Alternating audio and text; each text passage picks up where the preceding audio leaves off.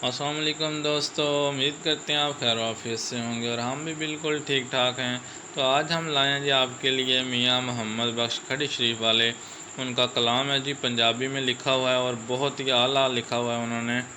कहते हैं जी, बाप सिरां दे ताज मुहम्मद ते मावां ठंडियां छावां, हर एक चीज़ बाज़ारों लभदी ते नहीं लभदियां ने मावां। भाई भाइयां दे दर्दी हुंदे ते भाई भाइयां दियां बावां, बाप सिरां दे ताज मुहम्मद ते मावां ठंडियां छावां। जिस यारी विच लालच होवे कदी ओ तोड़ न चढ़दी, चादर लीरो लीर मुहम्मद कंडियां नाल जोड़दी। बहुती खुशी भी गम बराबर, इस विच झूठ न जानी, सुख जांदे ने रुख मुहम्मद जिन्हां नूं बहुता पानी।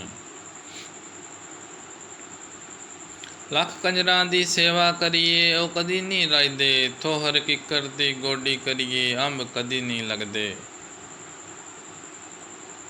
उठ दिला चल ढूंढन चलिए घर नहीं सज्जन मिलदे, बिन तकलीफों मिलदे नहीं न जेड़े हों महरम दिल दे।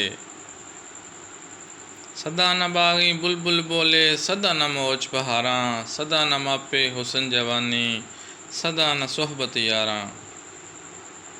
मिठा मेवा बेरी देवे फिर भी वट्टे खावे, सबर बेरी दा वेख मुहम्मद नेकियां कर दी जावे। जीवन जीवन हर कोई आखे मौत खड़ी सिर उत्ते, तेरे नालों लख लख सोने खाक अंदर जा सुते।